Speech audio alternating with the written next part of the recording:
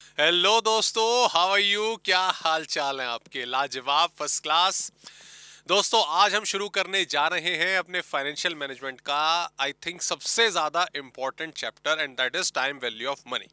Sir, आपने बोला सबसे ज्यादा इंपॉर्टेंट, तो क्या इसका मतलब ये है कि एग्जाम में इसकी वेटेज बहुत ज्यादा है और ऑब्वियसली ये थोड़ा टफ होने वाला है? नहीं दोस्तों।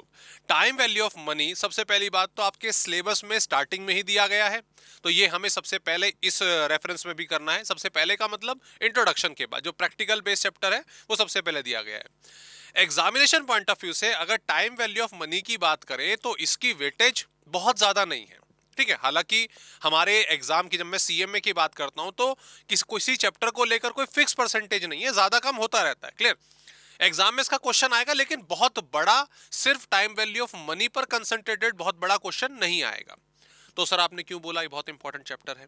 वो इसीलिए क्यों टाइम वैल्यू ऑफ मनी के अंदर जो कंसेप्ट हम कवर करने वाले हैं, अपने फाइनेंस को, अपने फंड्स को, अपने मनी को टाइम के हिसाब से उसकी सही वैल्यू आंकना, ये जो कॉन्सेप्ट है, ये जो आपका पूरा का पूरा फॉर्मूला है, एप्लीकेशन है, ये आप बाकी कई सारे चैप्टर्स में भी अप्लाई करेंगे। और दोस्तों, ये वाला कंसेप्ट आपका टाइम वैल्यू ऑफ मनी का कंसेप्ट एसएफएम यानी कि जो आपके फाइनल लेवल पे आने वाला है उसमें भी बहुत ज्यादा इस्तेमाल होगा। ठीक है, कहने का मतलब यह है कि हम टाइम वैल्यू ऑफ मनी इस पर्टिकुलर चैप्टर में हम ये समझेंगे कि टाइम के हिसाब से मनी की वैल्यू कैसे चेंज होती है और हमें उसको कैसे फाइंड करना है। ये चैप्टर खत्म हो जाएगा, लेकिन इस चैप्टर के अंदर जो फॉर्मूलाज हम इस्तेमाल करेंगे, जो कॉन्सेप्ट हम इस्तेमाल करेंगे, वो फर्दर कई सारे चैप्टर्स में आपके आने वाले हैं। जब मैं सीएमए इंटर की बात करता हूं तो कॉस्ट ऑफ कैपिटल में, कैपिटल बजटिंग वाले चैप्टर में, हमारे डिविडेंड डिसीजन वाले चैप्टर में इसके कॉन्सेप्ट ये सारे के सारे यूज होंगे।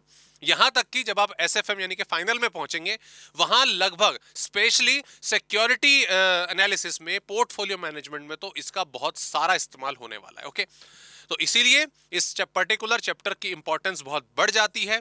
और मैं उम्मीद करता हूं ये पहला चैप्टर जो आप प्रैक्टिकल बेसिस पर अपने सिलेबस में करने वाले हैं वो एक नंबर बेहतरीन तरीके से करेंगे, ताकि फर्दर सिलेबस में आपको एक अच्छा कॉन्फिडेंस मिले। तो दोस्तों, शुरू करते हैं टाइम वैल्यू ऑफ मनी। दोस्तों, टाइम वैल्यू ऑफ मनी की जब मैं एक सिंपल सी बेसिक सी डेफिनेशन की बात करता हूं और उसकी तरफ जाता हूं, तो एक बड़ी सिंपल सी डेफिनेशन क्या कहती है टाइम वैल्यू ऑफ मनी के बारे में?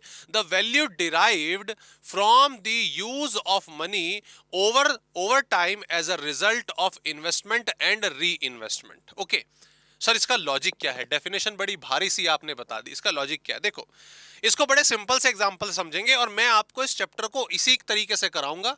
ये हमारे नोट्स हैं, नोट्स पर हम बाद में जाएंगे, लेकिन हर चैप्टर की तरह हम पहले इसका पूरा का पूरा जो रूप है, पूरा का पूरा जो एरिया है, उसको एग्जाम्पल्स की तरह से समझ के फिर वापस से अपने कंटेंट पर आएंगे। ठीक है, टाइम वैल्यू ऑफ मनी क्या कहता है? नॉर्मल एग्जाम्पल में अगर मान लीजिए मैं आपसे कहूं, भाई मान लीजिए हमारा रिश्ता दोस्ती यारी का नहीं है, ठीक है, हम एक प्रॉपर प्रोफेशनल्स हैं और हिसाब किताब से चलते हैं। मैंने आपसे कहा कि मेरे दोस्त प्लीज मेरे को यार 1 लाख रुपए की जरूरत है, दे दीजिए। तो आपने बोला पहले तो दोस्त मत बोलो, ठीक है, यहाँ पे पैसे में रिश्ता नहीं लेके आएंगे। तो मैंने कहा मिस्टर जी प्लीज आप मुझे 1 लाख रुपए दे दीजिए, मैं आपको 2 साल बाद लौटा दूंगा। ओके, ठीक है, सही बात है, आप राजी हो गए इस बात पे, आपने 1 लाख रुपए मुझे दे दिए। अब जब यहां पर पैसे को लौटाने की बात हुई या उस पे टर्म्स को डिस्कशन करने की बात हुई, आपने बोला जी 1 लाख रुपए ले तो लिए, आपने लौटाओगे कब? मैंने कहा 2 साल बाद। अभी बताया ना, नहीं 2 साल बाद लौटाओगे, लेकिन कितना लौटाओगे ये तो बताओ। मैंने कहा 1 लाख लिया है तो 1 लाख ही लौटा दूंगा ना। तो कोई लॉजिक बना इस बात का? क्या आप किसी को प्रोफेशनली ये पैसे दे सकते हो कि भाई तू ले जा और 1 साल बाद, 2 साल बाद, 3 साल बाद, 4 साल बाद इतना ही पैसा हमें लौटा देना? जायज सी बात है, इसका कोई भी लॉजिक हमारे सामने नहीं बनता। क्यों? क्योंकि मनी की जो वैल्यू है समय के हिसाब से क्या होती है, घटती रहती है। ओके, अब 1 लाख रुपए मैंने आज ले लिया आपसे, जब मैं 1 लाख रुपए आपको 2 साल बाद दूंगा, समय के हिसाब से उसकी वैल्यू कम हो चुकी होगी। उस 1 लाख रुपए की परचेजिंग पावर, परचेजिंग कैपेसिटी कम हो चुकी होगी। तो आपको तो नुकसान हो गया ना। तो इसीलिए आप मुझसे इंटरेस्ट की बात करोगे, ब्याज की बात करोगे कि भैया ऐसे नहीं बात बनेगी। आपने 1 लाख रुपए दिए हैं मुझे, आपने 1 लाख रुपए दिए हैं मुझे, तो ऑब्वियसली समय रहते 2 साल बाद उसमें कुछ वैल्यू ऐड करके 10,000, 20,000, 30,000, 40,000 ऐड करके मुझे आपको लौटाने पड़ेंगे। तो इस समय के साथ, इस टाइम के साथ हमें मनी की वैल्यू को इंक्रीज करना होता है। मनी में उसके जो अमाउंट है वो ऐड करना होता है। उस अमाउंट को बेसिकली इंटरेस्ट कहा जाता है। उस इंटरेस्ट की calculation is time value of money. Okay, और सिंपल सी बात है, अगर आज आप कोई मनी अर्न करते हो, आप जॉब कर रहे हैं, बिजनेस कर रहे हैं, वटेवर, और आप एक पर्टिकुलर अमाउंट अर्न करके लेके आते हो, तो आज आपका बढ़िया घर चल रहा है, आज आप एंजॉय कर रहे हो, लेकिन आपका हमेशा क्या टारगेट रहता है कि यार इसमें से जो पैसा मैं बचा रहा हूं, सेव करूं, उसको इन्वेस्ट करूं, उसको कहीं पे बैंक में सेव कर लूं या किसी शेयर में, सिक्योरिटी में इन्वेस्ट कर दूं। क्यों? क्या पर्पस होता है उसका? उसका एकमात्र पर्पस होता है कि भाई देखो, मैंने, अगर मान लीजिए मेरी सैलरी 50,000 रुपए है और उस 50,000 में से मैं 10,000 रुपए सेव कर लेता हूं, और सेव करके वो मैंने घर की अलमीरा में रख दिए, तो भैया वो 10,000 के 10,000 ही रहेंगे, वो 11,000, 12,000, 13,000 नहीं होने वाले हैं। और उन 10,000 को अगर मैं 3 साल बाद, 4 साल बाद निकालूंगा इस्तेमाल करने के लिए, तो सीधी सी बात है, वो 10,000 रुपए वो कैपेसिटी नहीं रखेंगे, वो परचेजिंग पावर मार्केट में नहीं रखेंगे जो आज रख रहे हैं। इसीलिए उस पैसे को बैंक्स में सेव करा जाता है, इंटरेस्ट पे लगाया जाता है, एफडीज में लगाया जाता है, इन्वेस्ट करा जाता है अलग अलग सेक्टर में, ताकि उसकी वैल्यू में ग्रोथ हो सके। और ये जो प्रोसेस है इसी को टाइम वैल्यू ऑफ मनी कहा जाता है। ओके, इसका रीजन क्या है? हम क्यों प्रेफर करते हैं? हम हमेशा टाइम वैल्यू ऑफ मनी के हिसाब से इंटरेस्ट कितना मिलेगा, ब्याज कितना मिलेगा, रिटर्न कितना मिल जाएगा, क्या हमारा पैसा डबल हो जाएगा, ये तमाम चीजें डिस्कस करते रहते हैं कि नहीं करते रहते? क्या रीजन है इसके पीछे? तो ऑब्वियसली भाई सीधी सी बात, जैसा कि अभी हमने देखा, रिस्क, इसके अलावा प्रेफरेंस ऑफ और present consumption, inflation, investment opportunities, ये तमाम रीजन है सारे के सारे, जिस हिसाब से हमें टाइम वैल्यू ऑफ मनी को कंसिडर करना पड़ता है। सबसे पहली बात आ जाती है क्या, किस चीज की? ऑब्वियसली अगर हम ध्यान दें दोस्तों, कहां गया रेड हमारा, ये रहा। सबसे पहले प्रेफरेंस किस चीज की आ जाती है? ऑब्वियसली रिस्क की। Uncertainty about the receipt of money in future. आज बेहतर है, आज जो मनी की वैल्यू है वही फ्यूचर में बनी रहनी चाहिए।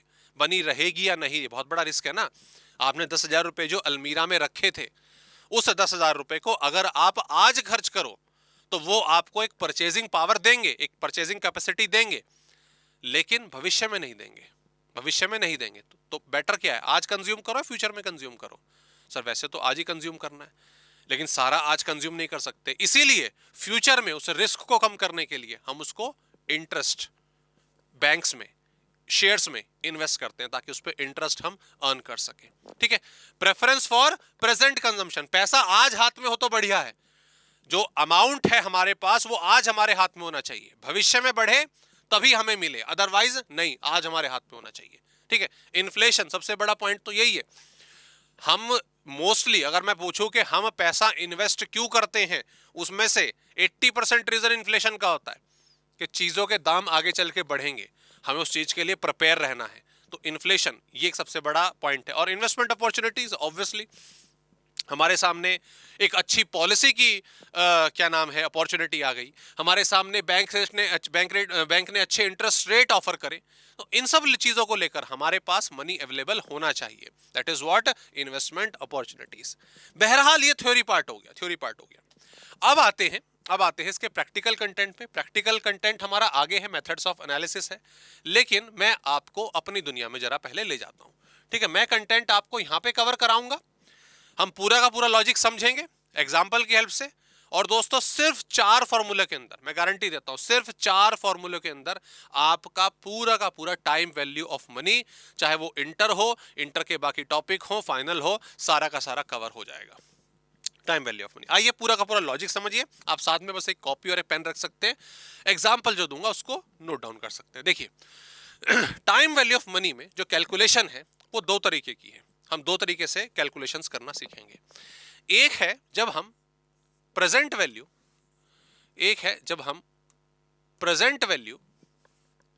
ठीक है, पीवी से फ्यूचर वैल्यू में जाएंगे,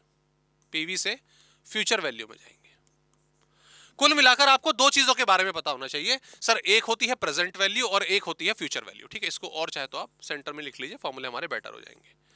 प्रेजेंट वैल्यू, फ्यूचर वैल्यू, दोनों का एक मीनिंग क्लियर है।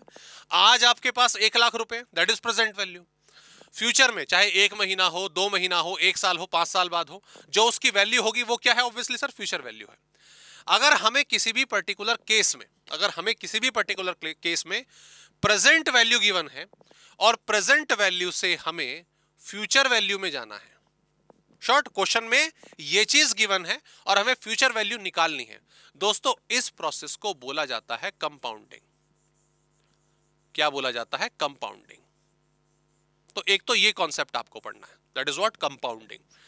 कंपाउंड इंटरेस्ट, ये वर्ड आपने सुना होगा, that is what compounding. Okay, दूसरा केस हो सकता है, और कंपाउंडिंग के मैं आपको बता दूं, इसमें दो केस हम पढ़ेंगे जो हमारे एग्जामिनेशन पॉइंट ऑफ व्यू से इंपॉर्टेंट है। ठीक है, वो दोनों का भी पता चलेगा।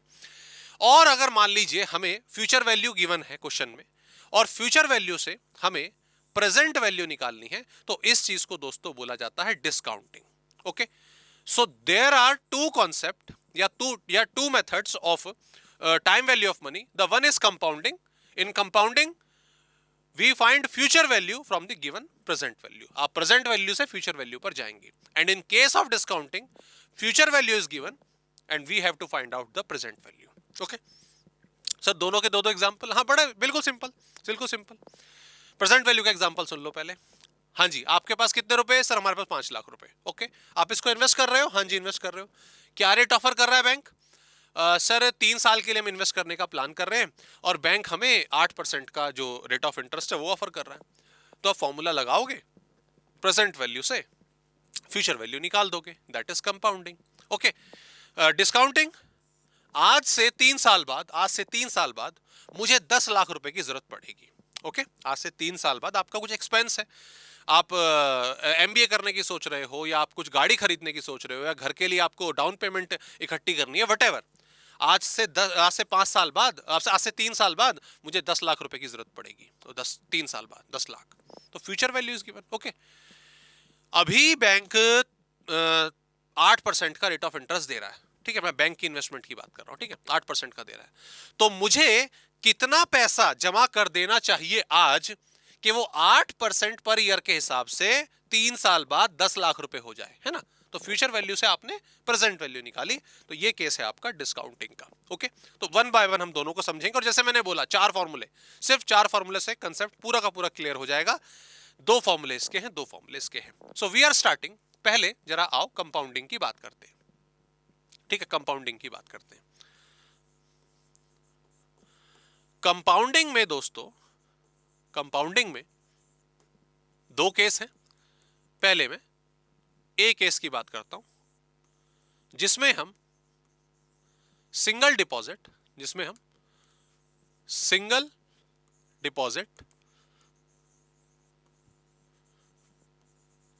या सिंगल अमाउंट की बात करेंगे। ओके सर, इसका मतलब आइए समझते हैं, न्यूमेरिकल की हेल्प से समझेंगे, उससे कॉन्सेप्ट हमारा ज्यादा क्लियर होगा। सबसे पहले आइए दोनों केस करते हैं। Mister A deposit rupees 10,000 in bank at the rate of 8% per annum for 3 years. Find amount to be received after 3 years by simple interest. That is interesting. Simple interest, ये तो बहुत सिंपल है और exam में आने भी नहीं वाला। मैं आपको डिफरेंस कंपाउंडिंग में और सिंपल इंटरेस्ट में क्या डिफरेंस होगा उसके लिए थोड़ा सा यहाँ पे आपको प्रॉपरली एग्जांपल के थ्रू एक्सप्लेन करते हुए चलूंगा। ओके, तो जब सर आपने बोला कि हमें सिंपल इंटरेस्ट से करना है, तो सर ये फॉर्मूला तो हमने 4th-5th क्लास में ही समझ लिया था, और इस 4th-5th क्लास में हम बड़ी आसानी से इसको निकाल देते थे कि जो हमारा सिंपल इंटरेस्ट होगा, अमाउंट होगा। ओके, या अमाउंट होगा, सिंपल इंटरेस्ट होगा, दोनों निकल जाएंगे। सर बड़ा सिंपल होता था, P into R into T into 100 divided by 100, ये फॉर्मूला हम लगाते थे। सर प्रिंसिपल आपने 10,000 रुपीज बताया, रेट ऑफ इंटरेस्ट आपने 8% बताया, और 3 साल के लिए सर ये मेरा 2400 आ रहा है। That is simple interest, that is simple interest. And obviously जब अमाउंट आपका बाद में आपको रिसीव होगा आफ्टर 3 इयर्स, तो 10,000 जो आपने डिपॉजिट करे थे वो तो मिलेंगे ही मिलेंगे, और सर 2400 रुपए और मिल जाएगा, 12,400। सर ये तो बहुत पहले पढ़ लिया था, 4th-5th क्लास में पढ़ लिया था। Okay, that is simple interest. Simple interest का लॉजिक क्या है कि पहले ईयर में आपने कितना अमाउंट डिपॉजिट करा? सर 10,000। आपको पहले साल में 10,000 के ऊपर 8% का इंटरेस्ट मिला, यानी कि 800 रुपए। ओके, फिर उसके बाद क्या हुआ सर? सर उसके बाद फिर दूसरे साल में भी 10,000 के ऊपर इंटरेस्ट मिला, यानी कि एक और 800 रुपए, और फिर तीसरे साल में भी आपको 10,000 के ऊपर ही 8% इंटरेस्ट मिला, यानी कि 800 रुपए, टोटल हो गया 2400 रुपए। राइट, यही वर्किंग होती है सिंपल इंटरेस्ट की। ठीक है, लेकिन आज के टाइम पे दोस्तों अगर मैं बात करूं तो कोई भी बैंक सिंपल इंटरेस्ट की पॉलिसी इस्तेमाल नहीं करता है। सिंपल इंटरेस्ट, हालांकि बस एक दो यूजुअली जो मैंने देखा है, एक दो लोन के केसेस में मैंने देखा, सिर्फ जो 2 व्हीलर लोन वगैरह होते हैं उसमें फिक्स्ड एंड फ्लक्चुएशन की कंप्यूटेशन में सिंपल इंटरेस्ट का इस्तेमाल होता है। अदरवाइज ज्यादातर सब कंपाउंडिंग का लॉजिक ही लगाते हैं, कंपाउंड इंटरेस्ट का लॉजिक ही लगाते हैं। वो कंपाउंड इंटरेस्ट का जो लॉजिक है वो भी आप लोगों को मालूम होगा, after 3 years by compounding interest. Okay sir, compound interest की बात करते हैं, ये क्या होता है? सर ये हमें आता है, हमने फाउंडेशन में भी पढ़ा है, इसके फॉर्मूले पढ़े हैं, बहुत अच्छी बात है। इस वाले चैप्टर में फॉर्मूले से ज्यादा हमें हमारी टाइम वैल्यू ऑफ मनी की जो टेबल है उसका इस्तेमाल करना सीखना है। बेसिकली इस चैप्टर का जो पर्पस है, इस चैप्टर का जो बेसिकली पर्पस है वो ये जो हमारी टाइम वैल्यू ऑफ मनी की टेबल्स होती है ना, इनका इस्तेमाल करना सीखना है कि इनका इस्तेमाल कैसे होता है। फॉर्मूले आई एम 100% श्योर आपको पहले से आते होंगे, लेकिन उन फॉर्मूले से ये टेबल कैसे बन जाती है, मैं हर पर्टिकुलर चैप्टर में, मेरा ये दोस्तों टारगेट रहेगा एफएम के सारे चैप्टर्स में, मेरा आप लोगों से यही टारगेट है, मेरा आप लोगों से जो पैटर्न रहेगा पढ़ाने का वो यही रहेगा। एक भी फॉर्मूला मैं आपको रटवाने वाला नहीं हूं, हर फॉर्मूले को हम बनाएंगे, क्रिएट करेंगे, उसका लॉजिक समझेंगे, चाहे वो कॉस्ट ऑफ कैपिटल हो, चाहे वो हमारा कैपिटल बजटिंग हो, चाहे वो हमारा डिविडेंड डिसीजन हो। एक भी फॉर्मूला हम रट के करने वाले नहीं हैं। इन फॉर्मूलाज के पीछे रीजन क्या है, ये अराइज कैसे हुए, इनका लॉजिक कैसे बना, ये पूरा का पूरा कॉन्सेप्ट दोस्तों हम समझ के चलेंगे, एक भी चीज को रटने वाले नहीं है। ओके, ये सिंपल सा क्वेश्चन हमारे सामने, ठीक है, फॉर्मूला हम जानते हैं, लेकिन हाउ कंपाउंडिंग वर्क्स, कंपाउंडिंग कैसे काम करती है। देखिए, मिस्टर ए डिपॉजिट 10,000 रुपए 8% के हिसाब से 3 साल के लिए, ठीक है, कंपाउंड इंटरेस्ट 3 साल के लिए जमा है, कंपाउंड इंटरेस्ट के इस बार हमें करना है। देखो ईयर 1, देखो ईयर 0 में आज की date is year 0। Okay, year 0 में 10,000 रुपए जमा हो गए, ठीक है, एक साल कंप्लीट हुआ, ईयर 1 इज कंप्लीटेड, 10,000 रुपए थे, 10,000 रुपए इंटू 8%, और ऑब्वियसली एक साल का इंटरेस्ट हो गया, ठीक है, तो कितने आ गए सर? पहले साल का इंटरेस्ट 800 रुपीज यूजुअली जो पहले आपका आया था। कंपाउंड इंटरेस्ट में क्या होता है, जो पहले साल का इंटरेस्ट है, वो वापस से आपके प्रिंसिपल में जुड़ जाएगा, और दूसरे ईयर का जो आपको इंटरेस्ट मिलेगा वो 10,800 पर मिलेगा। किस पर मिलेगा? 10,800 पर मिलेगा। समझ आ गई बात? क्लियर? भाई हुआ क्या, पहला साल हो गया, आपने बैंक, सिंपल इंटरेस्ट की बात कर रहा हूं, आपने 10,000 रुपए जमा करा दिए, पहले साल का इंटरेस्ट 800 रुपए हो गया। ओके, वो 800 रुपए आपने निकाल लिया क्या? नहीं, वो तो 3 साल बाद ही निकालोगे ना। दूसरे साल पर, सेकेंड ईयर में, बैंक फिर दोबारा से 10,000 रुपए पर ब्याज लगा रहा है। अरे 10,000 तो आपने जमा कराए थे और पहले साल का इंटरेस्ट भी नहीं निकाला, वो भी बैंक के पास ही है। तो कायदा यह बनता है कि उस इंसान के, मिस्टर ए के बैंक के पास 10,800 रुपए जमा है, तो सेकेंड ईयर का जो इंटरेस्ट लगेगा वो 10,800 पर लगेगा। ओके, तो ये कितना हो जाता है, ये हम कैलकुलेटर का इस्तेमाल करेंगे। तो सर ये हो जाता है हमारा, बताओ जल्दी से सर, 864। ओके, और फिर ऑब्वियसली ईयर 3 में अगर हम बात करें तो ये अमाउंट इसमें ऐड हो जाएगा, ठीक है। ये तो अमाउंट पहले हो चुका था, ये और मिल गया, तो कितना हो गया सर? ये हो जाता है हमारा 16, रुको ऐड ही कर लो, कभी कुछ गड़बड़ हो जाए। 800, हाँ सॉरी 16 मतलब एक यहाँ पे आएगा, तो 11,664। और सर इस पर अब तीसरे साल का इंटरेस्ट मिलेगा, तो तीसरे साल का इंटरेस्ट सर हमारा हो जाता है 11,664 multiply by, so that amount comes to दोस्तों 933.12 आ रहा है, तो मैं इसको 33 ले रहा हूं, मतलब पॉइंट से पहले रोक दे रहा हूं। हालांकि एग्जाम में हम 2 डिजिट तक का पॉइंट लेके चलेंगे, लेकिन अभी मैं आपको कॉन्सेप्ट समझा रहा हूं, तो अभी टिपिकल कंप्यूटेशन को थोड़ा सा साइड रख के चलते हैं, ओके। एंड फाइनली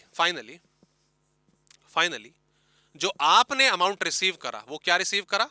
ये 11,664 तो हो ही चुका था, और लास्ट ईयर का इंटरेस्ट, तो टोटल अमाउंट जो आपको रिसीव हुआ है दैट इज 12,597।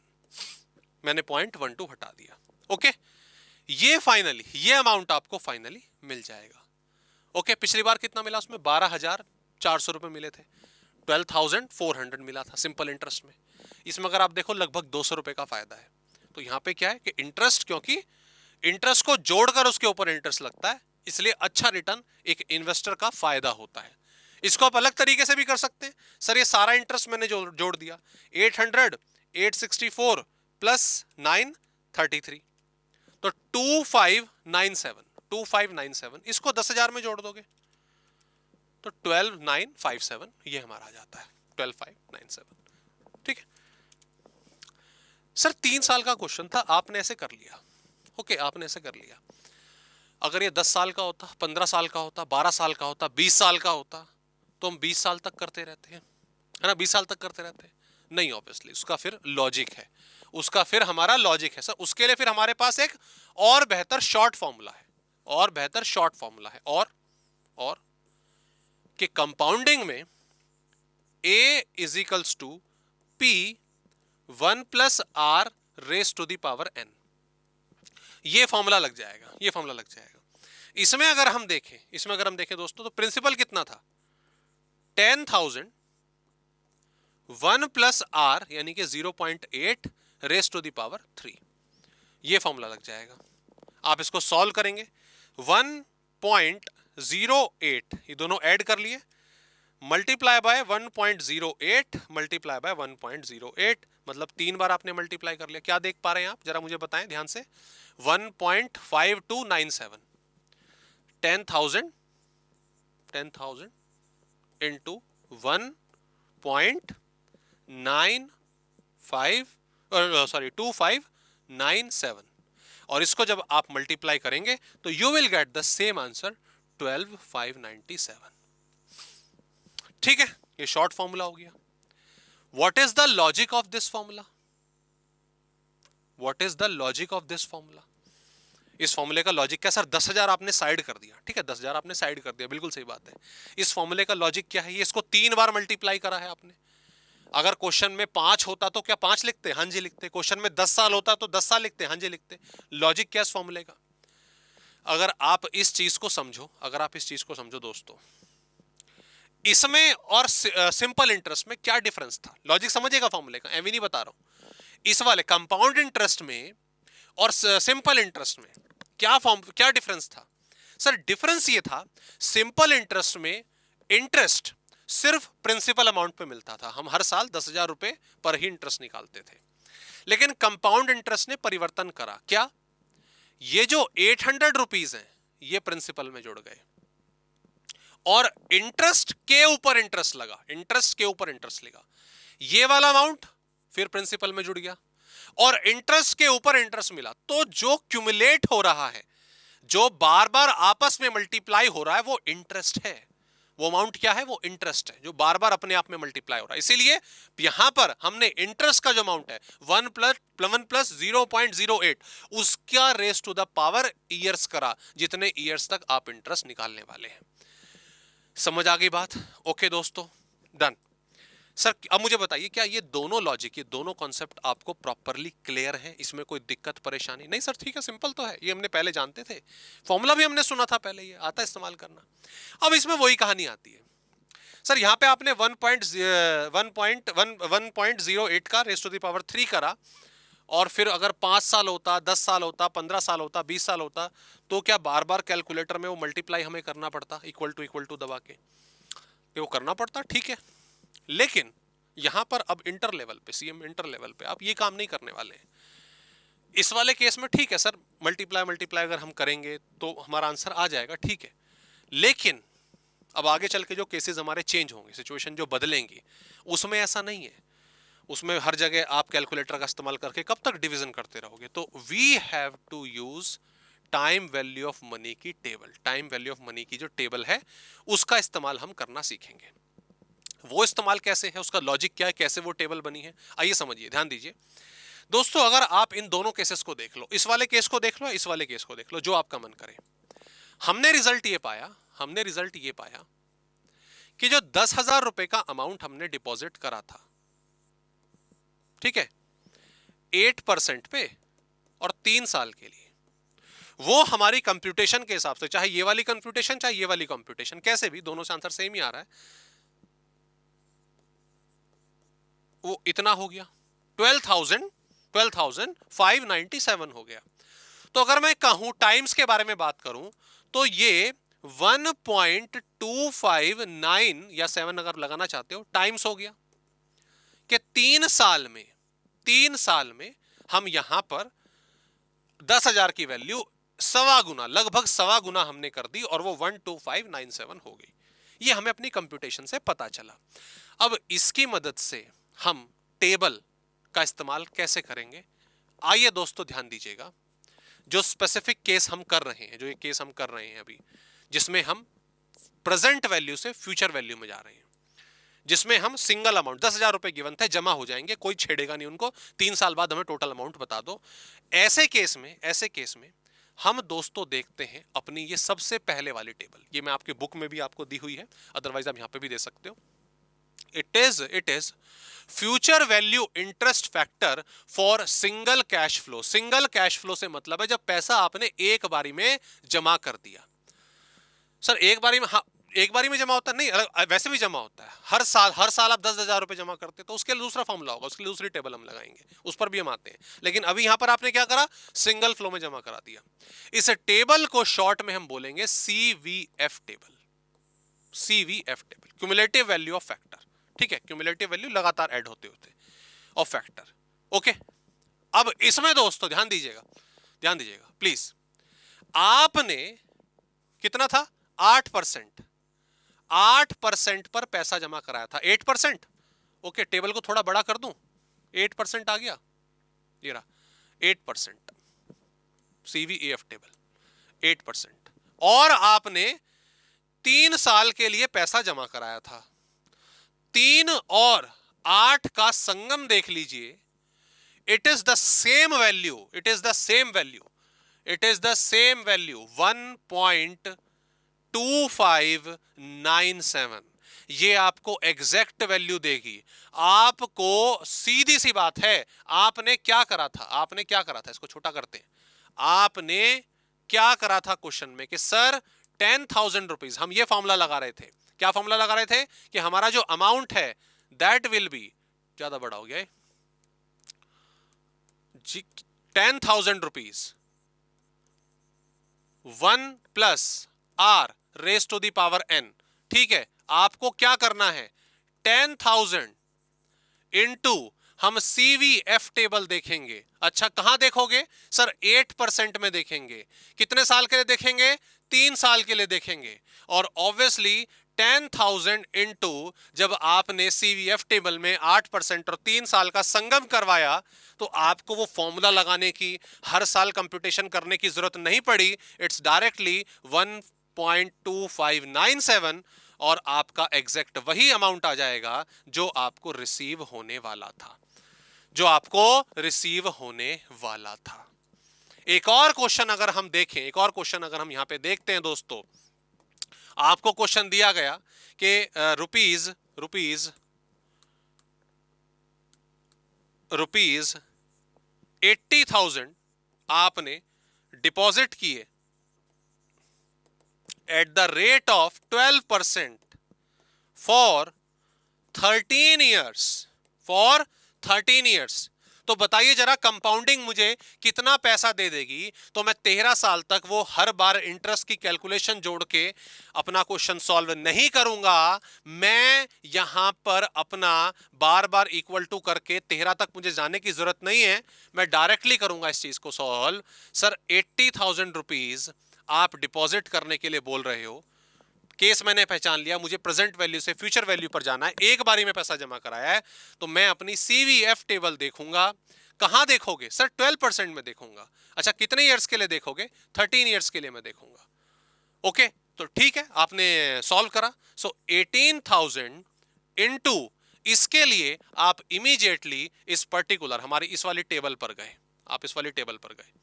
ओके, ये रहा सर, ये रहा हमारा 12 years, this is 12 years, this is 12 years, और ये रहा मेरा 13 ईयर्स, ये रहा मेरा 13%, माफ कीजिएगा, नहीं उल्टा बोल दिया, माफ कीजिएगा सर, ये रहा मेरा 12% और ये रहा मेरा 13 ईयर्स। तो दोनों का संगम कहां हो रहा है? सर संगम हो रहा है यहां पे, इट इज 4.3635, 4.3635, 4.3635 आपने सीधा मल्टीप्लाई करा and that amount goes to 80,000 into जो भी आपका ये वैल्यू है 3635, और मुझे सर 3,49,080 का अमाउंट रिसीव हो जाएगा एंड दैट्स द एंड। ना बार बार मुझे क्या नाम है कंप्यूटेशन करनी है पर ईयर वाइज, ना ही वो मल्टीप्लाई का इक्वल टू करके मुझे आगे बढ़ना है। ये जो वैल्यू है इसका लॉजिक मैंने आपको बताया। कंपाउंडिंग इंटरेस्ट में, सिंपल इंटरेस्ट में, कंपाउंडिंग इंटरेस्ट में मेन डिफरेंस क्या है? सर मेन डिफरेंस है जो इंटरेस्ट है, इंटरेस्ट के ऊपर इंटरेस्ट आपको मिलता रहता है। तो जो क्यूमुलेटिव मल्टीप्लिकेशन, ये जो आप लिख रहे हो कि 1 प्लस आर की मैं रेस टू पावर एन कर दूंगा, इसको मैं बार बार बढ़ा रहा हूं। पावर का मतलब क्या होता है? 2 इंटू 2, आप बोल रहे हो 2 की पावर 5 है, ठीक है, तो 5 बार 2 जुड़ नहीं रहा है, 2 बार बार मल्टीप्लाई हो रहा है, उसकी क्यूमुलेटिव वैल्यू लगातार बढ़ रही है। ओके, वो क्यूमुलेटिव वैल्यू का जो टोटल है वो हमें सीवीएफ टेबल में ऑलरेडी गिवन होता है, और इस टेबल का जो यूज है हमें इस तरीके से करना है। Got the point? So that's the logic for, अगर आप आज एक सिंगल डिपॉजिट एक स्पेसिफिक टाइम के लिए डिपॉजिट करा देते हैं एक स्पेसिफिक रेट पर, ये वाली टेबल हम इस्तेमाल करेंगे। और सिर्फ इस चैप्टर में नहीं, ना जाने आगे कितने लॉजिक आएंगे, कितने कंसेप्ट आएंगे, कितने चैप्टर आएंगे, हर जगह ये वाला स्टेप आपको लगाना है। Got the point? ठीक है दोस्तों, अभी हमने बात करी सिंगल डिपॉजिट की, एक बार पैसा लगा दिया भूल गए, लेकिन भैया हमारे पास इतना पैसा ना है, ठीक है, हमारे पास एकदम से इतना पैसा डिपॉजिट नहीं है, हम हर साल अपनी जेब से कुछ ना कुछ अमाउंट डिपॉजिट करेंगे, हर साल अपनी जेब से कुछ ना कुछ अमाउंट डिपॉजिट करेंगे। हम हर साल 5-5 हजार रुपए डिपॉजिट कर रहे हैं, हम हर साल 5-5 हजार रुपए डिपॉजिट कर रहे हैं, 12% का रेट ऑफ इंटरेस्ट है, 6 साल तक इस प्रक्रिया को हम निभाएंगे, कितना पैसा इकट्ठा हो जाएगा?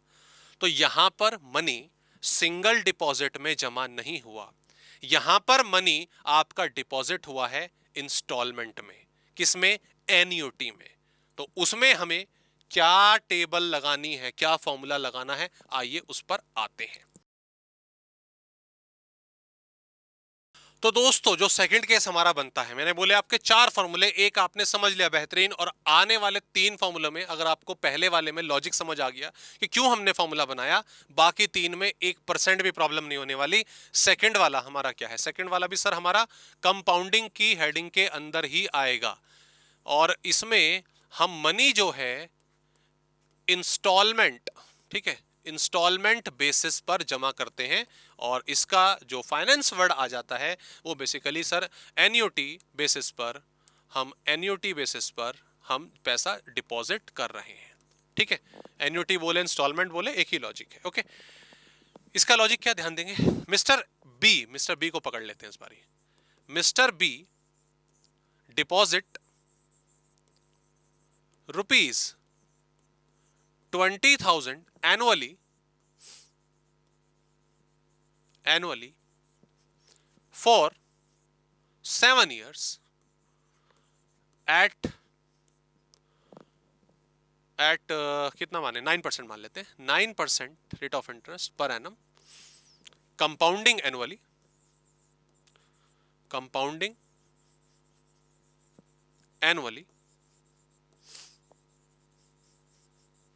फाइंड फ्यूचर वैल्यू हमें निकालनी है। ओके, ऐसे केस में, इस सिचुएशन में हम फॉर्मूले से दूर क्यों भगते हैं, देखो मैं आपको बताता हूं, ठीक है। मतलब फॉर्मूला हमें क्यों अप्लाई नहीं करना।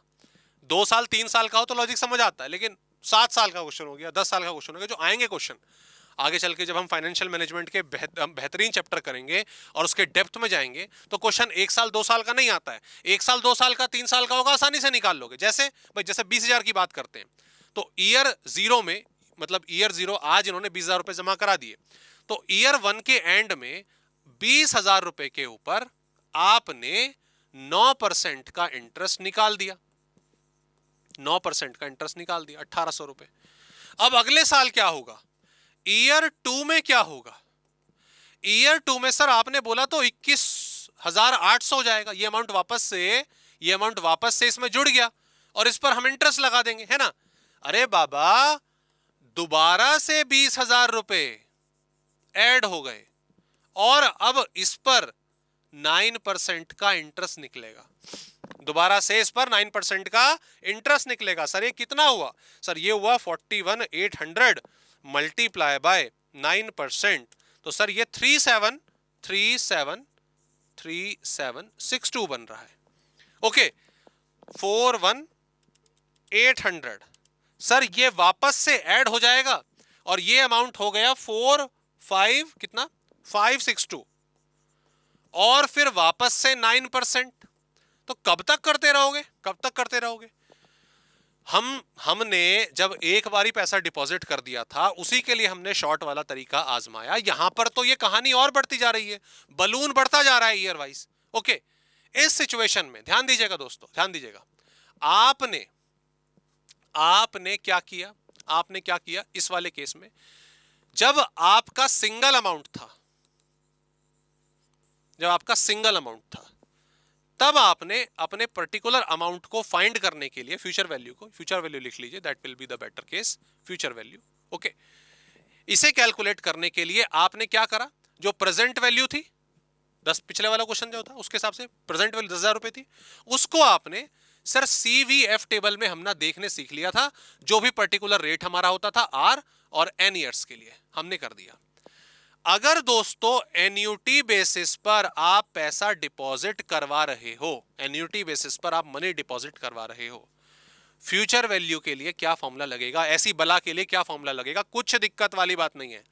प्रेजेंट वैल्यू 20,000 रुपए लिखोगे आप, यहां पे क्या लिखोगे, 20,000 रुपए लिखोगे, उसमें बार बार हर साल का इंटरेस्ट, कोई लॉजिक नहीं, 20,000 रुपए लिखोगे।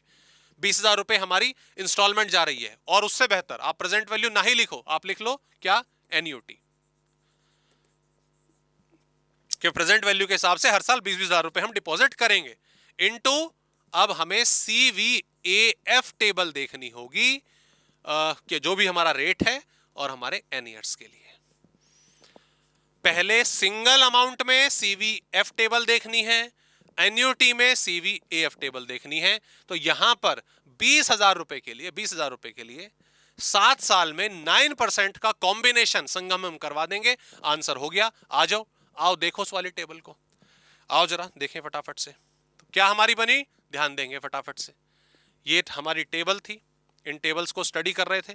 जो ये वाली टेबल दोस्तों मैंने CVF टेबल आपको ये जो बताई है, सिंगल फ्लो वाली, इससे अगली ही टेबल मैंने गूगल से ही डाउनलोड करी है, आपको आपकी बुक्स में मिल जाएगी, ये आप यहां पर देख सकते हैं। दैट इज एन्युटी, और इसे हम अपनी लैंग्वेज में यहां पर CVAF टेबल कहेंगे, CVAF टेबल।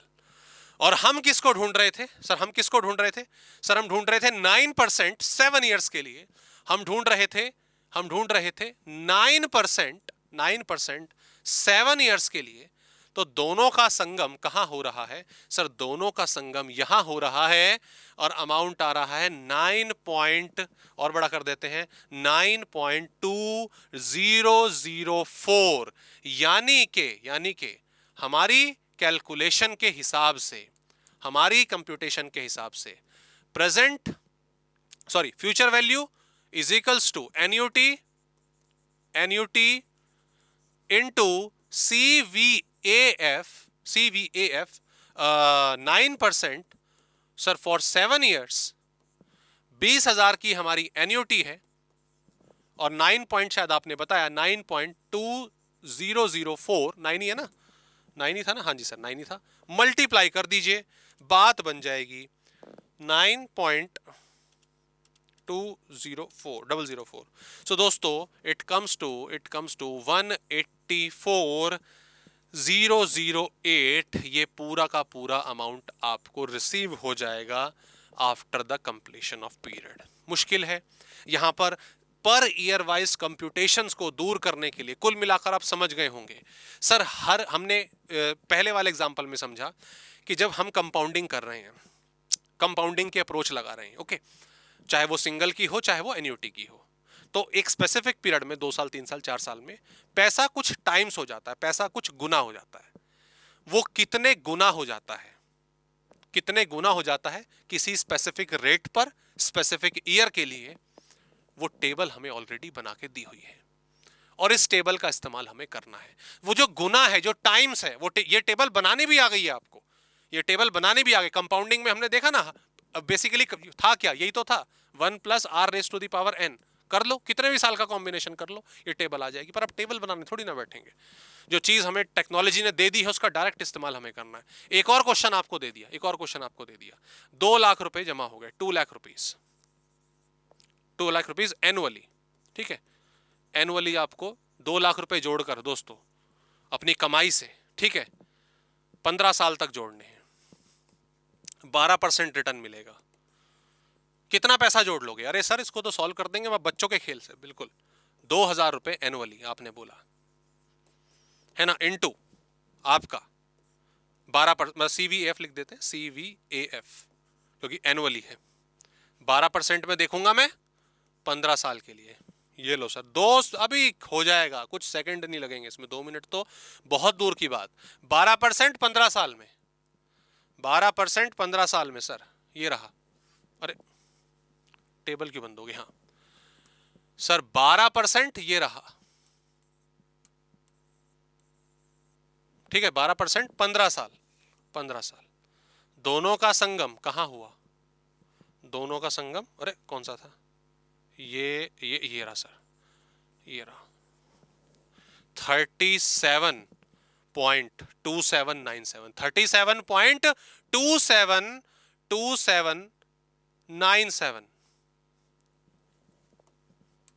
37.2797। अरे भाई अच्छा पैसा जोड़ लोगे बे रिटायरमेंट तक तुम, हैं? हौसला सा आ गया होगा तुम्हारे अंदर कि सही है सर, म्यूचुअल फंड में लगा देंगे। अभी तो पढ़ ही रहे, अभी तो शुरुआत ही है। 2797 सर, 74,75,000 रुपए जोड़ लेंगे हम, 2-2 लाख रुपए की सेविंग करके साल की। कोई ज्यादा दिक्कत वाली बात नहीं, 2 लाख रुपए तो जोड़ लिए जाएंगे, बताओ। That's the table. So the crux यहीं लिख लेते हैं, वापस से नोट्स पे नहीं जाते। हमने सर 2 कॉन्सेप्ट अपने कंप्लीट कर लिए हैं, ठीक। कंपाउंडिंग में फाइनली हमने अपने 2 कंसेप्ट पूरे के पूरे कवर कर लिए हैं। बाकी छोटी मोटी चीजें भी हमारी खत्म नहीं हुई है कंपाउंडिंग में। मान लो मैंने बोला ये जो इंटरेस्ट हमने निकाला वो कंपाउंडिंग एनुअली लग रही है, अगर sir bank half yearly basis पर इंटरेस्ट दे तो क्या होगा, वो लॉजिक करेंगे। बट अभी हमने जो बेस है वो क्लियर कर लिया, वो तो कंटेंट में हमें और ज्यादा क्लियर होगा। ओके, तो क्या बना सर, अगर सिंगल अमाउंट है तो फ्यूचर वैल्यू निकालने का सिंपल सा फॉर्मूला सर, प्रेजेंट वैल्यू को मैं CVF टेबल्स पे अपने रेट और N के हिसाब से सॉल्व कर दूंगा, और अगर एन्युटी बेसिस पर मैं डिपॉजिट कर रहा हूं, इंस्टॉलमेंट बेसिस पर कर रहा हूं, तो फ्यूचर वैल्यू के लिए यहां पर मेरी एन्युटी आ जाएगी इनटू, बस दूसरी अगले वाली टेबल देखनी है, CVAF, और इसको मैं कैलकुलेट करके अपने आर और एन में सॉल्व कर दूंगा। ये चार में से दोस्तों ये दो फॉर्मूले आप बड़ी आसानी से सीख चुके हो और कंपाउंडिंग आपकी पूरी की पूरी डन है, इसमें सच और कोई बचा नहीं है। ओके, चलिए टाइम वैल्यू ऑफ मनी के अगले पार्ट में हम डिस्काउंटिंग को वाइंड अप करते हैं। उसमें भी दो फॉर्मूले विद द सेम लॉजिक, बस फर्क इतना है कि हम रिवर्स चलेंगे और प्रेजेंट वैल्यू को मतलब डिस्काउंटिंग को कंप्लीट करने के बाद फिर हम अपनी इस क्वेश्चन की चैप्टर की प्रैक्टिस को करेंगे। हेलो दोस्तों, हाउ आर यू, क्या हाल चाल है आपके? लाजवाब, फर्स्ट क्लास।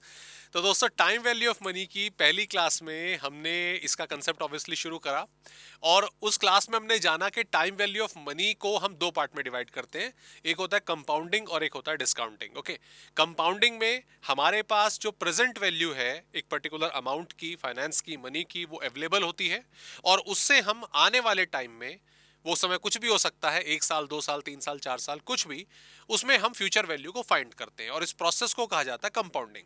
ओके, उसके अंदर हमने दो फॉर्मूले पढ़े कंपाउंडिंग के अंदर। पहला होता है जब आप आज ईयर जीरो में, आज के टाइम पर एक सिंगल डिपॉजिट कर देते हो और उसे एक पर्टिकुलर टाइम के लिए नरिश होने देते हो कि भाई चलो इस पर इंटरेस्ट लगता रहेगा, हमें मिलता रहेगा। ओके, इसके लिए हमने फॉर्मूला बनाया था जिसमें हमने CVF टेबल का इस्तेमाल किया था। एक दूसरा तरीका हो सकता है कि हम सारा मनी एक ही बारी में डिपॉजिट ना कर कर इंस्टॉलमेंट बेसिस पर, एन्युटी बेसिस पर डिपॉजिट करें, उसको नर्चर होने दें और ऑब्वियसली हमने देखा कि उसमें हमने फ्यूचर वैल्यू को कैलकुलेट करने के लिए हमने CVAF टेबल का इस्तेमाल किया था। तो ये हमने लास्ट क्लास में अपना कंपाउंडिंग वाला कंटेंट पूरा का पूरा कंप्लीट कर लिया था, ठीक है, विद द न्यूमेरिकल्स। ओके, हालांकि और प्रैक्टिस अभी दोनों के दोनों कंसेप्ट की बाकी होगी।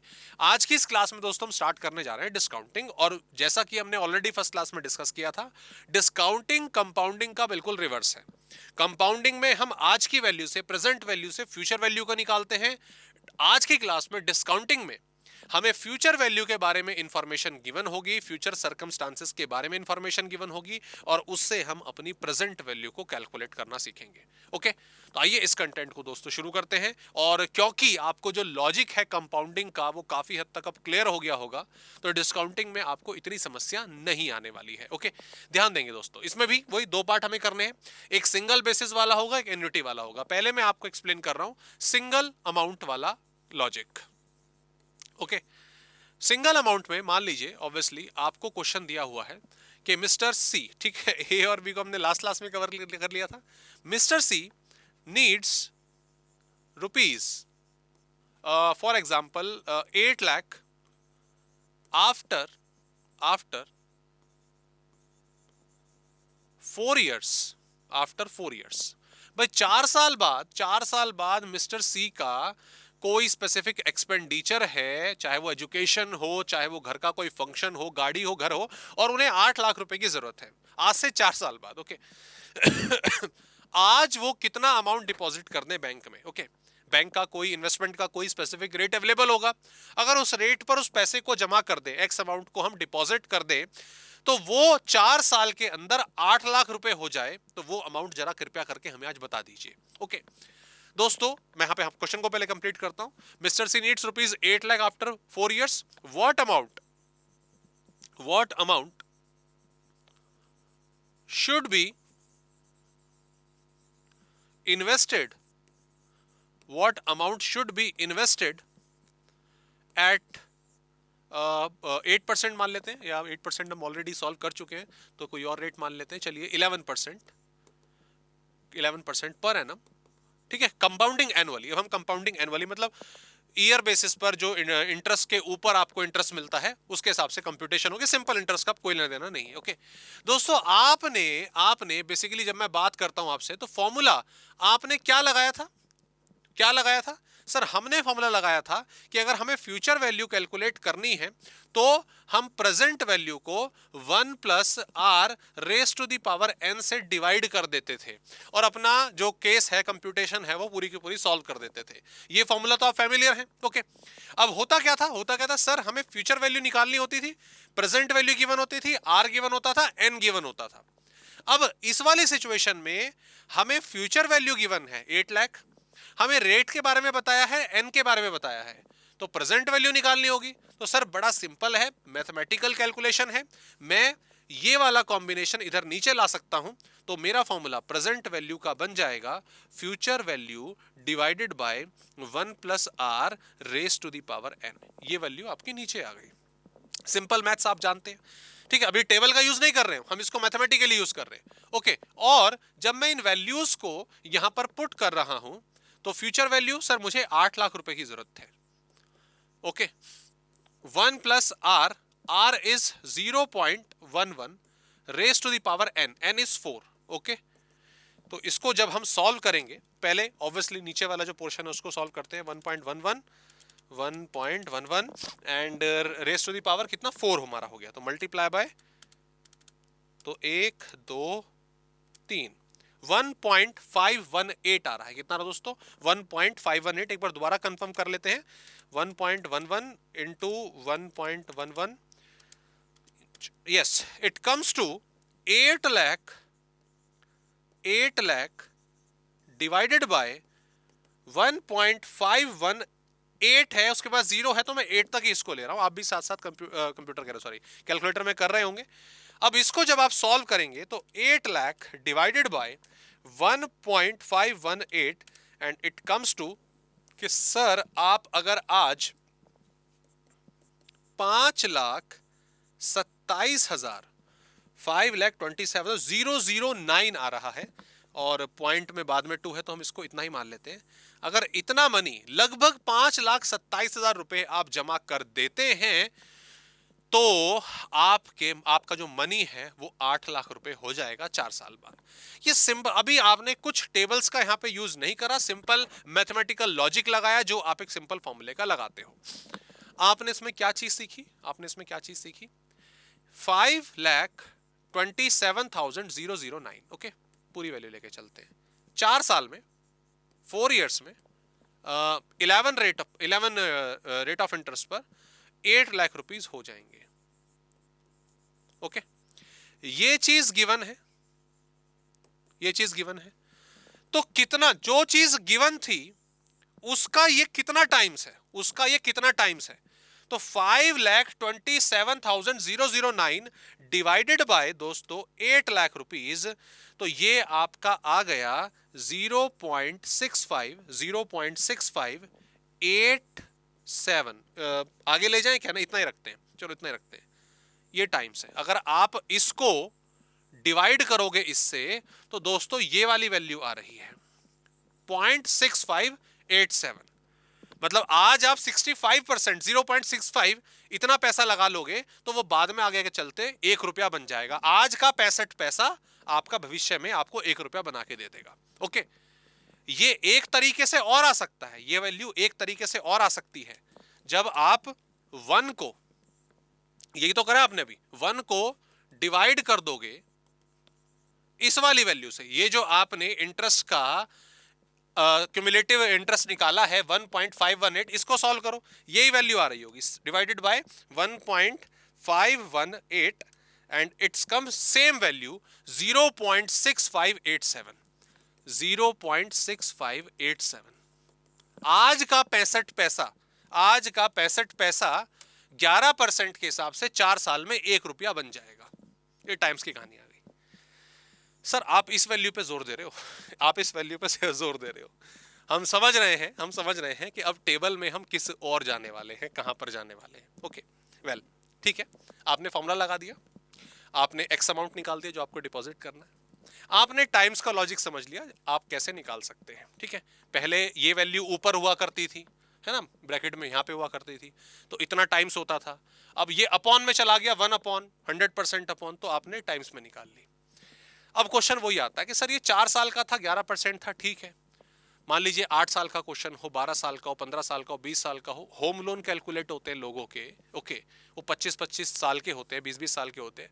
तो क्या कंप्यूटेशन हम हर साल की करेंगे? नहीं, लॉजिक आपको पता चल गया, कंप्यूटेशन ऐसे होती है, लेकिन आपको वही टेक्नोलॉजी और समय के हिसाब से टेबल्स का इस्तेमाल करके अपनी वैल्यू एक्यूरेटली निकालनी है। तो 8 लाख रुपए का भविष्य, 11% का इंटरेस्ट और 4 साल, आज कितना पैसा डिपॉजिट करें, कितना प्रेजेंट में हमें डिपॉजिट करना है। अब इस पे टेबल की कहानी दोस्तों क्या कहती है, टेबल की कहानी क्या कहती है? टेबल में आप लोग ऑलरेडी, ठीक है, टेबल कहां गई हमारी, हाँ ये रही, टेबल में ऑलरेडी आप दो टेबल का इस्तेमाल करना सीख चुके हैं। एक है CVAF टेबल, जिसमें हम सिंगल अमाउंट डिपॉजिट करके फ्यूचर का अमाउंट निकालते थे, ठीक है, फ्यूचर का अमाउंट फाइंड करते थे। इसके बाद आपने CVAF टेबल का इस्तेमाल करना सीखा, जिसमें आप आज से एनुअली, एन्युटी बेसिस पर कुछ अमाउंट डिपॉजिट करते हैं, तो भविष्य में उसकी टोटल वैल्यू क्या होगी नंबर ऑफ ईयर्स के बाद, वो निकालते हैं। अब आ जाते हैं दोस्तों इस वाली पर्टिकुलर टेबल पर, इधर आओ भाई साहब, इस वाली टेबल पर।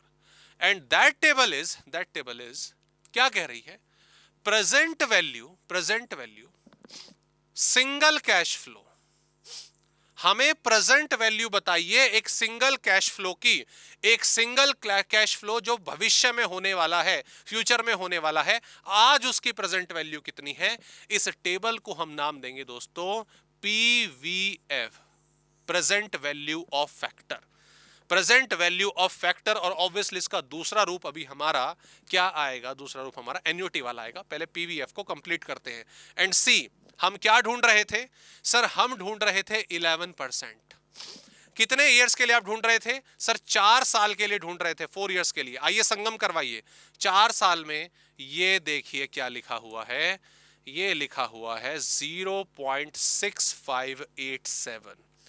वही कंप्यूटेशन जो आपने फॉर्मूले के हिसाब से करी थी, वही कंप्यूटेशन जो आपने रेट ऑफ इंटरेस्ट की क्यूमुलेटिव डिवीजन के साथ करी थी, 0.6587। तो कितने भी ईयर का क्वेश्चन आ जाए, कितने भी रेट ऑफ इंटरेस्ट का आ जाए, आपको जस्ट टेबल से कंपेयर करना है। तो इस वाले क्वेश्चन में ध्यान दीजिएगा दोस्तों, इस वाले क्वेश्चन में जो भी हमने सॉल्व करा, उसमें आपने क्या किया है सर, उसमें मैंने अगर मैं ध्यान दूं तो उसमें मैंने प्रेजेंट वैल्यू निकालने के लिए फ्यूचर वैल्यू को 1 + r⁴n से डिवाइड करा था, ये करा था। अब हम फॉर्मूले से नहीं कर रहे सर, हम तो टेबल का ज्ञान ले चुके हैं। तो प्रेजेंट वैल्यू निकालने के लिए आप फ्यूचर वैल्यू को मल्टीप्लाई कर देंगे अपने PVF टेबल को देखकर, जो आपको 11% में n ईयर्स के लिए, 4 ईयर्स के लिए करनी है। सो फ्यूचर वैल्यू सर हमें मालूम थी 8 लाख रुपीस, और मल्टीप्लाई बाय 0.6587, है ना, यही है ना 0.6587, यस सर। और अरे कहां गया, अरे कहां गायब हो गया, हैंग हो गया, 0.6587। सो 8 लाख मल्टीप्लाई बाय 0.6587, तो ये हमारा एग्जैक्टली सेम वैल्यू आपकी यहां पर आ रही है, ठीक है। वो थोड़ा बहुत ऊपर, क्योंकि हमने आगे के पॉइंट माइनस करे तो थोड़ा बहुत चेंज यहां पर होता है। ओके, सो यहां पर मैं जो हमारा आंसर आया उसको लिख देते हैं, 5,26,5,26 और 960, ठीक है। ये अमाउंट हमारा यहाँ पे आंसर होगा, क्योंकि हमने 0.7 आगे और वैल्यू ले ली, तो ये 40-50 रुपए का ऊपर नीचे डिफरेंस चलता है, ठीक है। ओके दोस्तों, ये समझ आ गई बात। सो दैट्स द लॉजिक जो आपको लगाना है। इसमें एक क्वेश्चन और करते हैं, एक क्वेश्चन और बनाते हैं इसका।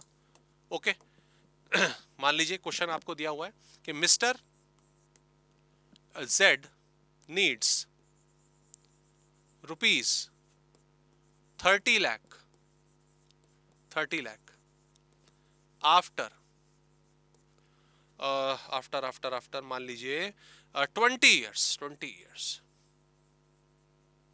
Find present value to be deposit at the rate of मान लीजिए 11%, तो भी सॉल्व कर 13% कर लेते हैं, at the rate of 13%, okay, per annum and compounding annually. Sir ठीक है, 20 साल तक की कंप्यूटेशन हम कौन सा करने वाले हैं, और 13% के हिसाब से थोड़ी ना क्यूमुलेटिव करेंगे, हम सीधा फॉर्मूला लगाएंगे। सर हमें फ्यूचर वैल्यू गिवन है, we are given with the future value, हमें प्रेजेंट वैल्यू निकालनी। So present value is equals to future value into PVF table. Okay, R आपका 13% है और हमें N यानी कि 20 ईयर्स के लिए कंप्यूटेशन करनी है। Sir future value is 30,000 into PVF table ये रही हमारी 13% 20 ईयर्स, 13 ईयर्स 20 ईयर्स। ओके चल भाई, हाँ जी काफी देर से चल रहा है, इस्तेमाल हो रहा, तो ये भी बेचारा गर्म हो जाता है।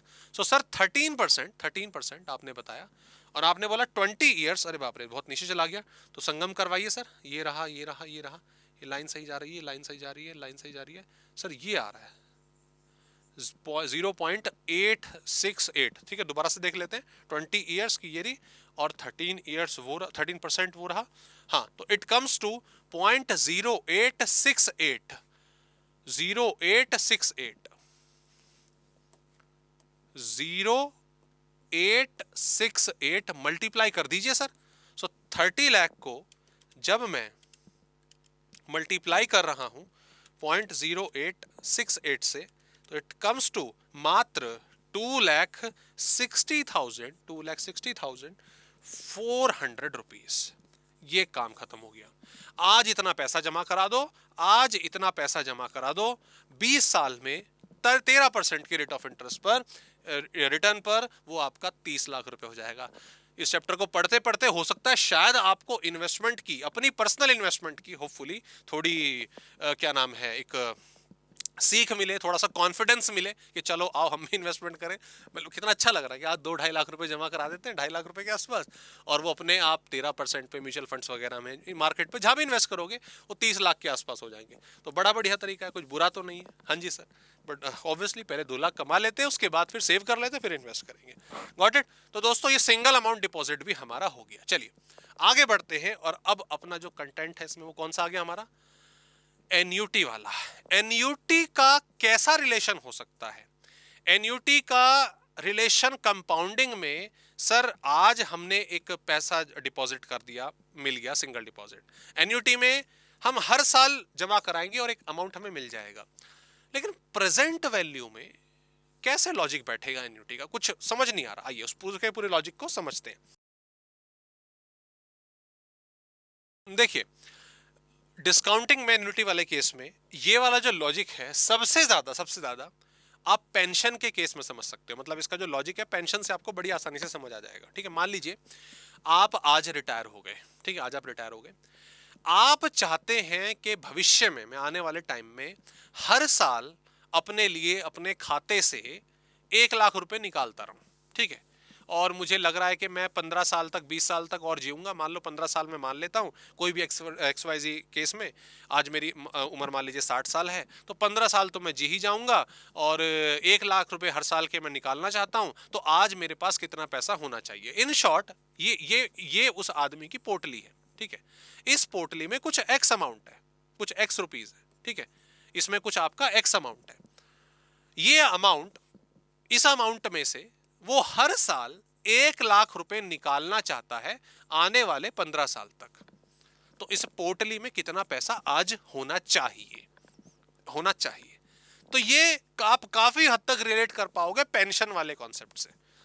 या फिर एक आदमी की अब जो है इन्वेस्टमेंट उसने पहले करी थी, अब वो नर्चर हो गई, अब वो कंप्लीट हो गई। उस कंप्लीट होने के बाद वो इस अमाउंट में से कह रहा है कि मैं हर साल 50-50 रुपए निकालूंगा, तो आज इस फंड में मैं कितना छोड़ूं और कितना अमाउंट निकाल लूं। टैक्सेशन में आपने पढ़ा ना पेंशन, पेंशन में क्या होता है, एक क्यूमुलेटिव अमाउंट, एक कम्यूटेड अमाउंट होता है, टोटल पूरा का पूरा टोटल पेंशन फंड होता है। वो कह रहा है जी इस फंड में इतना अमाउंट छोड़ दो जिससे मैं हर महीने 10,000 रुपए की पेंशन निकाल सकूं। ठीक है, और जो एक्सेस अमाउंट है उसको मुझे आज ही दे दो। ऐसा होता था ना पेंशन फंड में, टैक्स में आपने पढ़ा होगा। तो ये वही लॉजिक है, ये वही लॉजिक है। आप इसको समझिए, मैं हर साल 1 लाख रुपए चाहता हूं, मैं हर साल 1 लाख रुपए चाहता हूं अपने इस फंड से, 15 साल तक चाहता हूं। ओके, तो कितना पैसा मेरे इस अमाउंट में बचना चाहिए, कितना होना चाहिए। ओके, आइए ध्यान देंगे प्लीज। कैसे निकलेगा, बिल्कुल सिंपल, बिल्कुल सिंपल, वही चेंज जो आपने कंपाउंडिंग में करा था। अभी आपने सिंगल डिपॉजिट में प्रेजेंट वैल्यू निकालने के लिए फ्यूचर वैल्यू को बड़े ही सिंपल तरीके से पीवीएफ, ठीक है, पीवीएफ में मल्टीप्लाई कर दिया सर, जो हमारा रेट था, जो हमारा एन था। अगर एन्यूटी वाला लॉजिक, अगर एन्यूटी वाला लॉजिक आ जाता है तो प्रेजेंट वैल्यू निकालने के लिए आप अपनी एन्युटी को पीवीएएफ टेबल में देखकर इमीडिएट बेसिस पर कैलकुलेट कर सकते हैं। सो पीवीएफ से सीवीएफ से सीवीएएफ बन गया था, पीवीएफ से पीवीएएफ बन गया है। ये सिंपल सा फॉर्मूला आपको अप्लाई कर देना है। आइए पीवीएएफ टेबल पर आते हैं। पीवीएएफ टेबल पर आते हैं तो इन टेबल्स में दोस्तों आपने जस्ट अभी अपना ये रहा पीवीएफ टेबल का लॉजिक कंप्लीट करा। इसके इमीडिएट बाद हमारा एन्युटी वाला लॉजिक है और इस एन्युटी वाले लॉजिक को हम अपना नाम देंगे पीवीएएफ फैक्टर। फुल फॉर्म तो अब आपको पता ही चल गई होगी, present value of annuity in factor. ठीक है, present value of annuity of factor अलग अलग तरीके से बोल सकते हो। That is what PVAF table. हम क्या ढूंढ रहे थे, मैं उधर क्वेश्चन क्या लिखा था मैंने ध्यान ही नहीं रहा। 1 लाख रुपए था ना, मैंने रेट 15 साल तक रेट बताया था, रेट था उसमें रेट था क्वेश्चन में। चलो उस वाले रेट को मान लेते हैं 7%, 7% मान लेते हैं, जो भी हमने केस लिखा था। ओके 7% मान लेते हैं। तो आओ देखो फटाफट से। सर 7% और वो 15 साल तक निकालना चाहता है, 15 साल तक निकालना चाहता है। आओ संगम करवाओ। ये संगम आपने करवाया तो सर ये आ रहा है 9.1079, 9.1079, 9.1079। आज आइए ध्यान दीजिए, 1 लाख रुपए निकालना चाहता है वो। आज अपने फंड में कितना पैसा जमा करा दे, प्रेजेंट वैल्यू। ठीक है, annuity into sir PVAF RN, 1 lakh रुपए सालाना वो निकालना चाहता है। सर पीवीएएफ आर हमने 7% माना, 7% बैंक में डाल दिए होंगे, 7% का ब्याज मिलता रहेगा। एन सर 15 साल के लिए आपने 1 लाख की वैल्यू देखी। ठीक है, जो पीवीएफ टेबल है तो 9.10 क्या था, 1079, 9.1079 मल्टीप्लाई कर दीजिए 1 लाख को। Sir 9,10,790 rupees. चलो भैया, आज अपने उस फंड में, आज अपने उस बैंक के खाते में 9,10,790 रुपए जमा करा देना। कायदे से देखो, 1-1 लाख रुपए निकालेगा वो हर साल 15 साल तक, तो टोटल 15 लाख रुपए का विड्रॉल होगा, 15 लाख रुपए का विड्रॉल होगा। वो 15 लाख रुपए अपने आप मैनेज हो जाएंगे। वो 15 लाख रुपए हर साल के बेसिस पर अपने आप मैनेज हो जाएंगे। भैया आज अपने खाते में लगभग 9 लाख रुपए जमा करा दे और 1 साल बाद से 1-1 लाख रुपए निकालना शुरू कर देना। 7% 15 साल के हिसाब से आपका काम चल जाएगा। बड़ा इंटरेस्टिंग। ठीक है, जैसे एक और एग्जांपल लेते हैं। ठीक है, आप चाहते हो कि भाई मैं क्या नाम है, इसको अमाउंट मान लेते हैं कुछ बढ़िया सा, 5 लाख रुपए ईयर वाइज मैं डिपॉजिट से निकालना चाहता हूं। 5 लाख रुपए, 5 लाख रुपीज। ठीक है, मैं जमा करा रहा हूं 12%, जहां पे इन्वेस्टमेंट करा 12% का रिटर्न है। ठीक है, और मैं ये पैसा जो है आने वाले 18 साल तक निकालूंगा। 18 साल तक निकालूंगा। जरा बताओ, जल्दी बताओ, मुझसे पहले बताओ सर, आप कह रहे हो आज के उस टोटल फंड की वैल्यू निकालने की, प्रेजेंट वैल्यू निकालने की, पीवी, हाँ सही था पीवी। आपको एन्युटी पता है फ्यूचर की, कितना अमाउंट आप निकालने वाले हो। आपको पीवीएएफ टेबल देखनी है। ठीक है, आर 12% आप बता रहे हो 18 साल के लिए। आपको कितना पैसा आज के टाइम पे डिपॉजिट करना होगा। आप 5 लाख रुपए की बात करिए आपने। पीवीएएफ में मैं अमाउंट देखूंगा, अरे इसको देखते हैं ना पहले। 12% 18 साल के लिए, आओ टेबल देखो, ये रही टेबल। 12% ये रहा सर, 18 ये रहा सर। चलो संगम करवाओ। ये, अरे ये था कौन सा, ऊपर वाला था नीचे वाला था, अरे भूल गया। टेबल को ध्यान से देखना। ये रहा, हाँ जी सर, 7.2497, 7.2497।